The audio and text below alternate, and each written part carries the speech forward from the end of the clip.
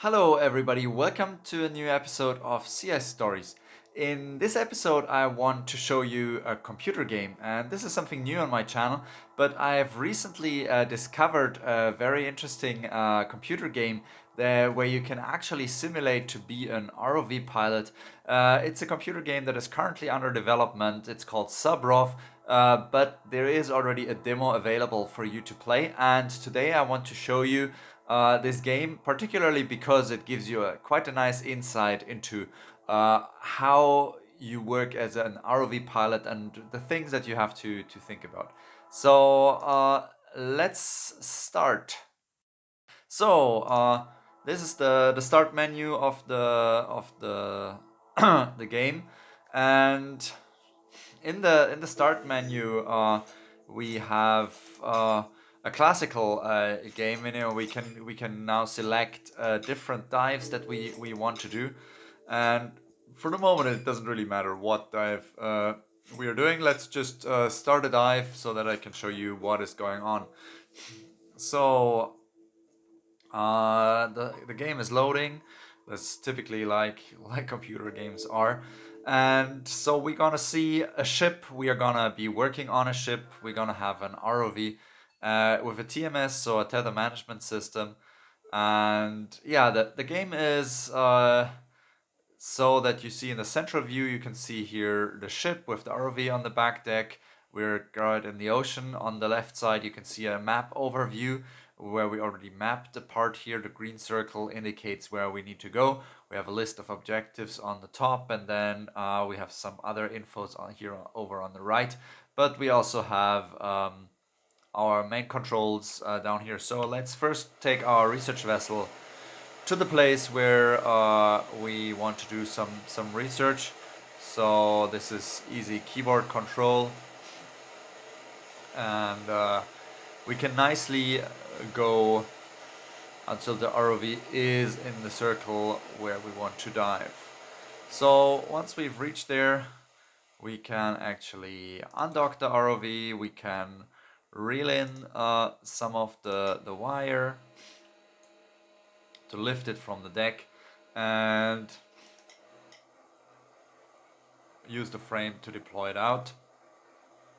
Once we're out, we can start to reel out more.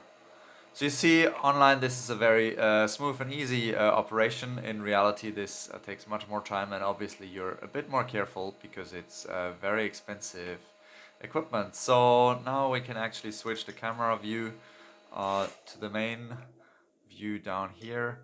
You can still see the ROV hanging now in the water on the TMS system. So let's now release the ROV from the TMS system, switch over control to the ROV.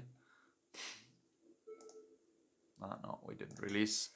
We need to wait for the green light.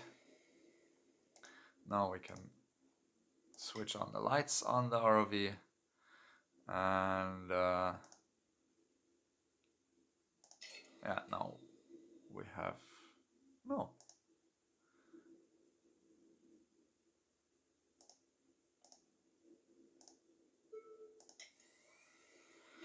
Okay, so now the ROV is booting up, and I think we need to reel out a little bit more cable. We can switch on the lights. We can switch, not yet switch on. Okay, so now stop paying out cable. And you see we are bumping around in the waves. Now we can switch the controls to the ROV. We have can release from the TMS, and then basically the ROV can start diving. You see we have a full control of our vehicle here, and we can also turn. This is very funny because this view actually normally doesn't exist, this bird's eye view. But it's very convenient, and it's what we ROV pilots would often wish for. Of course, with the ROV, you would mostly just see the main camera and then need to use sensors to orient yourself. But we're gonna use this luxury of having this device for the moment. And now we are going to descend. And descending is always taking quite some time. So we're gonna jump a bit here. Now we have reached the seafloor after reconnecting to the TMS. And we've winched down to the seafloor. So now switch back controls to the ROV and switch on some lights so that we can really see where we are going. And now we are close to the seafloor. We're at an altitude of 10 meters.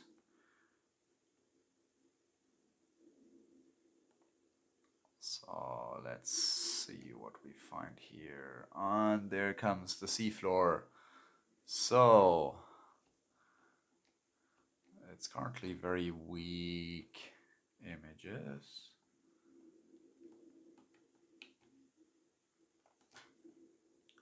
Should probably use the front camera on the ROV. And then we can explore here at the seafloor. And the ROV is pretty nice to control. And you can start finding some features on the seafloor here.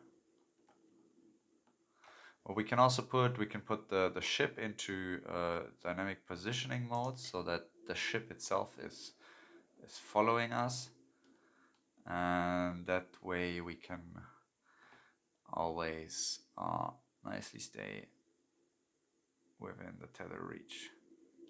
So let's see. Now we're making ourselves some brownout. The camera I have the camera standing right here in front of my screen. So there we see already something. We're at the slope of a deep sea mountain, and for some reason the camera doesn't turn at the moment. Oh yeah, no, it does. So you see, we are here at a little mound. I don't know what exactly it is, but we can now explore it with the ROV now that we've made so much dust. And there is, for example, an algae. If we now switch to the main ROV camera,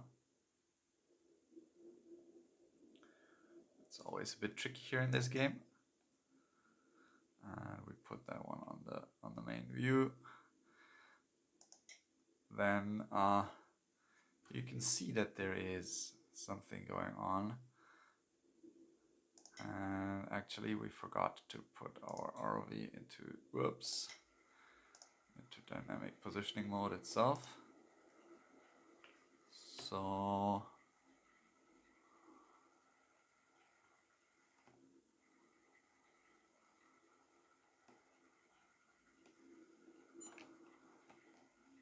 now we see this coming into place. We have this head-up display to scan things. Press scan. Then it scans. And we can also turn on the sonar, and the sonar generates a ping. You can nicely see how it ensonifies the area, and then it identifies if we have any other targets. So you can use this game to explore here further at the seafloor. It's a very little fun game to play, and also to familiarize yourself with some of the controls that you have as an RV pilot. I would say it's not an overly realistic game, because of course this simplifies a lot, and controlling a big ROV is a lot more complicated. But it has the basic principles of how such an operation works. So I hope that this is interesting for you to look at, and have a look at try and being your own ROV pilot. And with that, I want to thank you a lot for watching, and have a nice day.